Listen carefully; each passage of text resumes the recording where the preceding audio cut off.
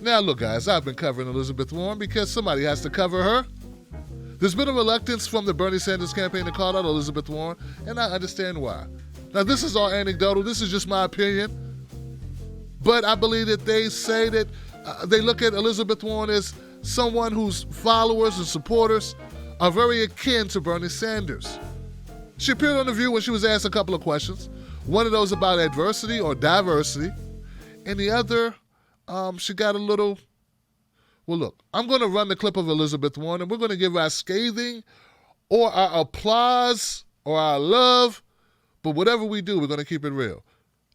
Here's that clip of Elizabeth Warren on The View. Have been dying to ask you this question. One of the most prominent young progressives, Alexandra Ocasio-Cortez, is supporting your rival, Bernie Sanders.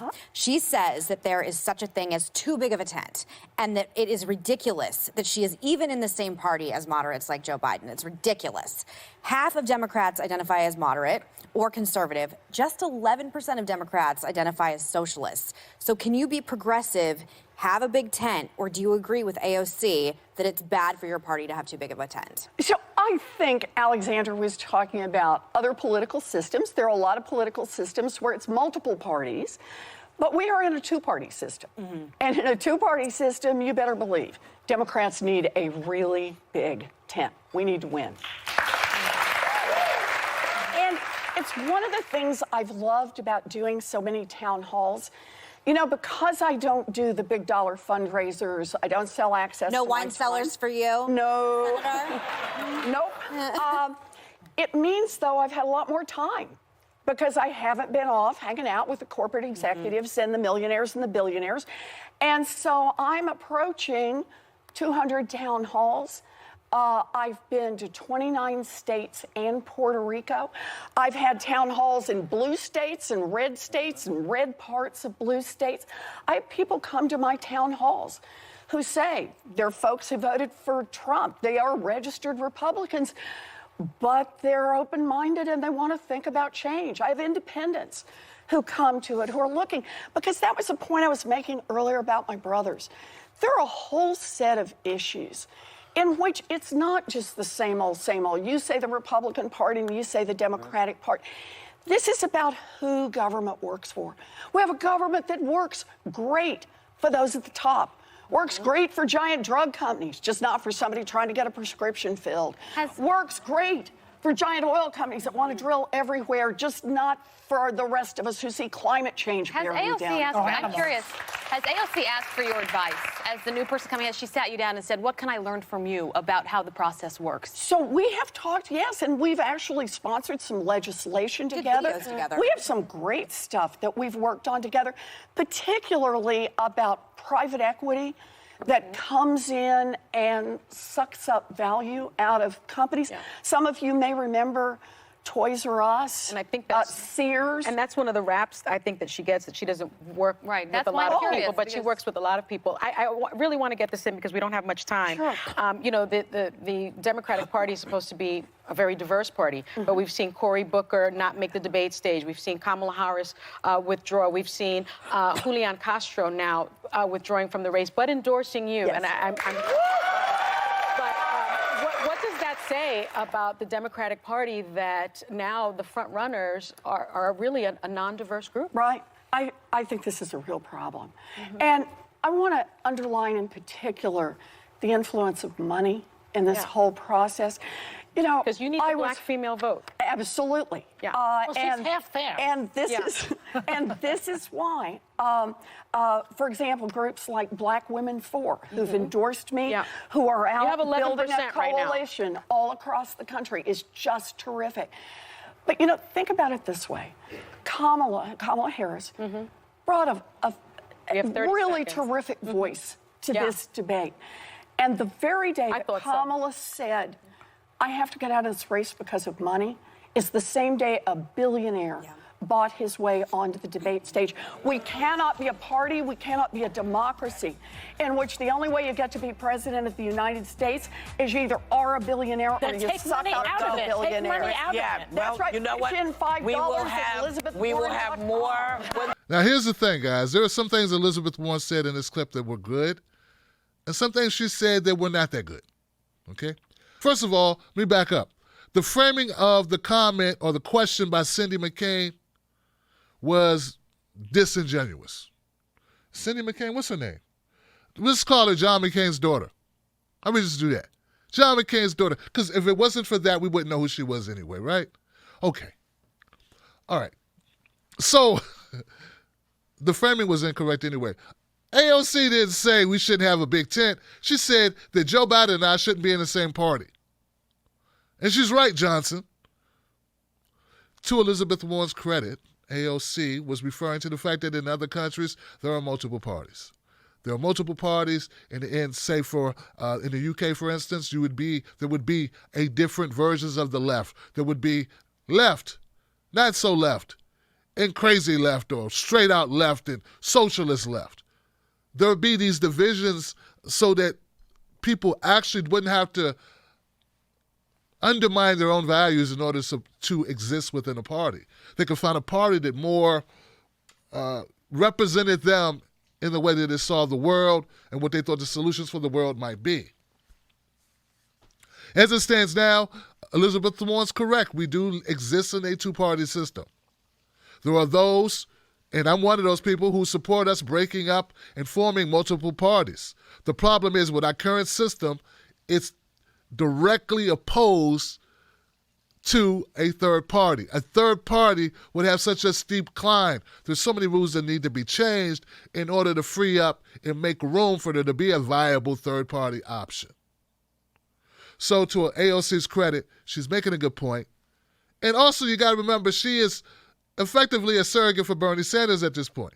So she's going to be able to take jabs at Joe Biden, though I agree with her, at Joe Biden about his record and about what he represents.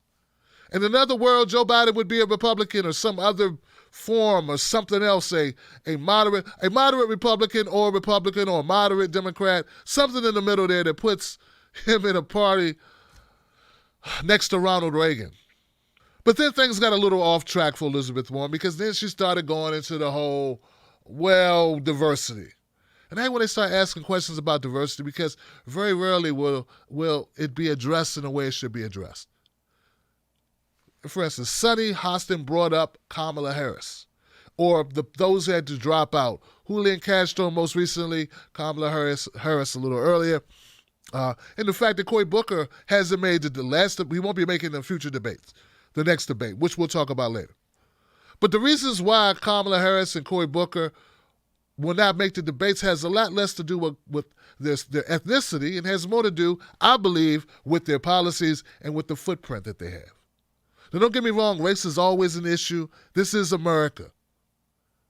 For those not aware or unaware, race exists. But you can't say it's all because of big donors and Wall Street execs or what have you, or billionaires. Kamala Harris and Cory Booker have taken more Wall Street money, more millionaire and billionaire money than any other candidates. I mean, they're right at the top of the list. Kamala was number one and Cory Booker was number two. So you can't say, hey, we need to get rid of billionaires when you're taking more billionaire money than anyone else. Once again, I'm not saying that Kamala Harris should be out of this race. I think it's better for her career that she be out of this race, because frankly, she was getting beat like a drum in her own state. Let's look at California, a top tier.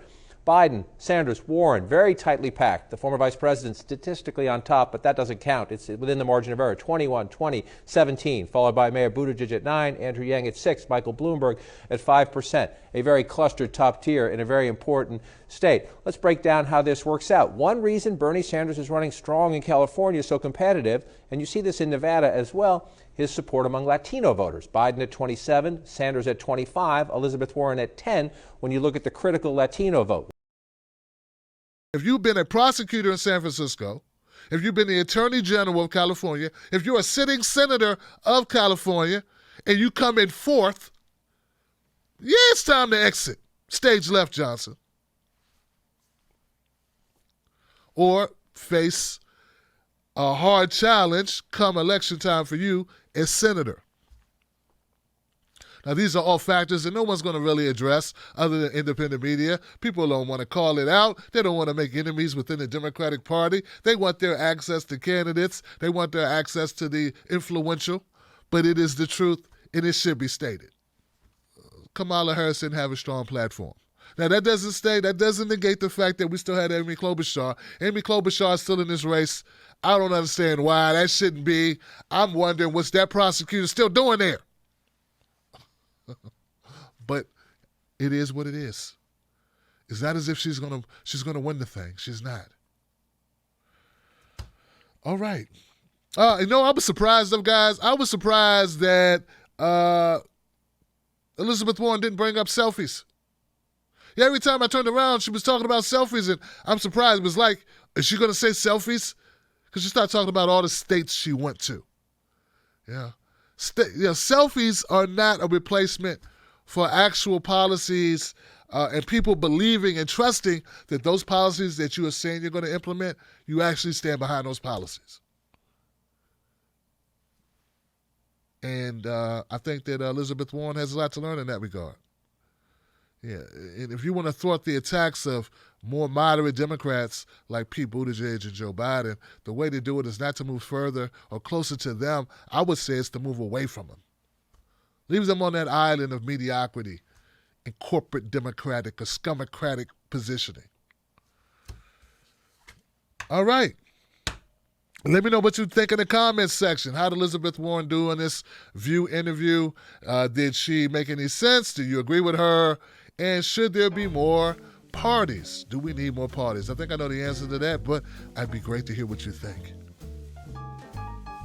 There's a commenter in my YouTube comment section said on the video that I put a lot of work into. They said, Tim Black, I love your show, Tim Black.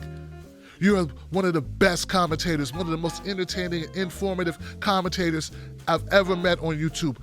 Why don't you have more subscribers? Without me having to say a word, someone said it for me. They said, well, YouTube's not recommending his videos to new subscribers. That's why, Johnson.